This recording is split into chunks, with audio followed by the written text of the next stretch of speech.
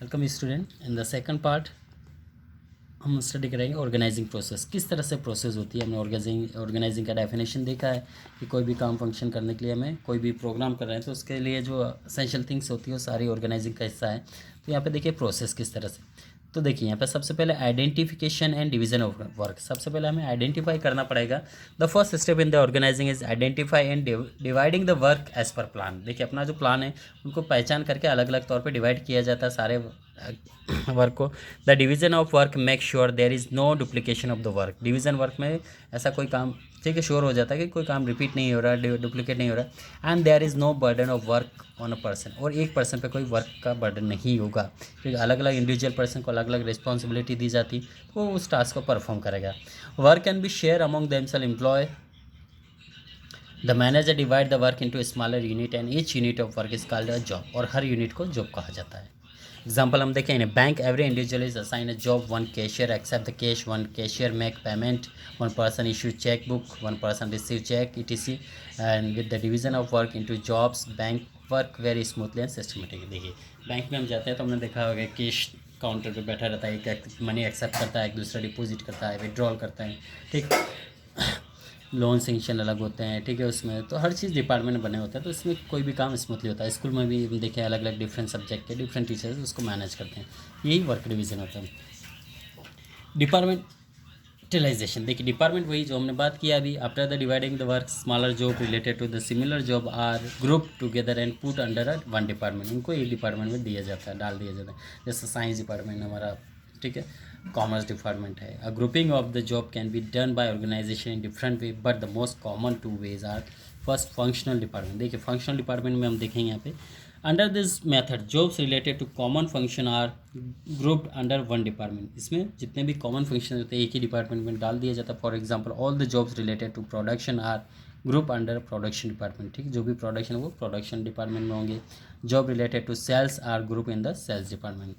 Division नल department, देखिए when organisation in producing more than one type of product then are prefer divisional department.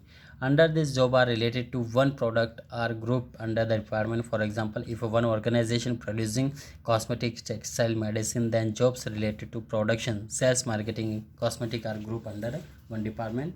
Jobs related to textile under one department. तो अलग अलग department में इनको डाल दिया जाता है। तो ये डिवीज़न डिपार्टमेंट कहलाएगा क्योंकि ऑर्गेनाइजेशन एक ही लेकिन वो अलग अलग प्रोडक्ट प्रोड्यूस कर रहा है तो अलग अलग डिवीज़न के तौर पर उनको डिवाइड किया जाएगा। नेक्स्ट है असाइनमेंट ऑफ ड्यूटीज़। देखिए असाइन ऑफ ड्यूटीज़ मतलब सभी को अपनी अपनी ड्यूटी असाइन की जाती है, दी जाती है। After dividing the organisation into special department, देखिए अलग अलग डिपार्टमेंट बनाने के बाद उनको ड्यूटी असाइन की जाती है। जैसे आपको सपोज असाइन किया जाता है एज अ सेक्रेटरी, ठीक है, ड्रेस कोड पे, तो आपको ड्रेस कोड देखना पड़ेगा। आपको यदि कॉस्ट्यूम दिया है तो कॉस्ट्यूम देखना पड़ेगा। यदि आपको फूड डिपार्टमेंट दिया है तो आपको फूड डिपार्टमेंट वहाँ पे सारी जो भी नीड्स है वो फुलफिल करना है, जो ड्रॉबैक है उसको पूरा करना। तो वो सारा डिपार्टमेंट आपको जो दिया जाता था ये कहलाता है असाइन ऑफ ड्यूटीज़। वो डिपेंड करेगा आपकी क्वालिटी के ऊपर। Work in different department assign by duty matching to is skill and qualification. आपकी स्किल और क्वालिफिकेशन बेस पे आपको वो काम दिया जाएगा। The work is assign according to the ability and individuals. Employees are assign duties by giving them in documents called document description. Job description भी कहा जा सकता है इसको, ठीक। नेक्स्ट आता है हमारा इस्टेब्लिशिंग रिपोर्ट रिलेशन। देखिए after grouping the activity in different department the employees have to perform a job and performing the job every individual needs some authority। तो हर एक इंडिविजुअल को कुछ अथॉरिटी चाहिए। हमने स्टडी किया था प्रिंसिपल जो थे यहाँ पे उसमें, ठीक है, अथॉरिटी एंड रिस्पॉन्सिबिलिटी। तो यदि आपको अथॉरिटी जो ड्यूटी असाइन की गई थी इसके साथ ही आपको अथॉरिटी भी देना पड़ेगी उस ऑर्गेनाइजेशन के द्वारा। So in the fourth step organisation process all the individual are assign some authority matching to the job.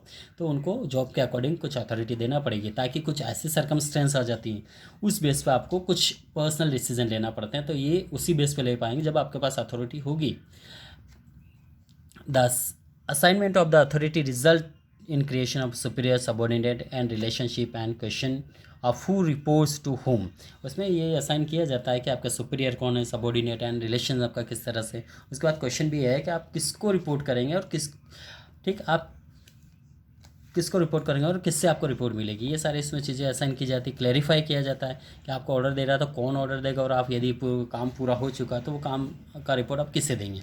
The individual of higher authority become the superior and with the less authority become the subordinate. और इसमें जो high authority होती है वो superior कहलाएगा और लो वाले आपके सबऑर्डिनेट कहलाएंगे, ठीक। With the establishment of authority managerial hierarchy gets created chain of command, और वो चेन ऑफ कमांड कहलाएगा जैसे हमने पढ़ा था, ठीक है। And principle of scalar chain, हाँ स्केलर चेन में ही हमने पढ़ा था chain command. Follow the hierarchy establish of authority also help in creation of managerial level.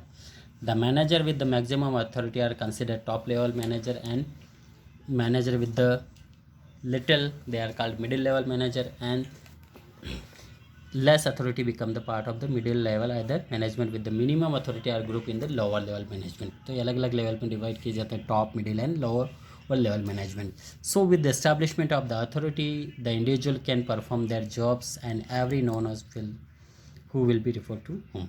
देखिए यहाँ पे ऑर्गेनाइजिंग के जो सारे फंक्शन हमने स्टडी किए, first division of work, grouping the job and departmental realizations, assignment of duty and establish a reporting relationship। Okay, now next we will study next part. Thank you।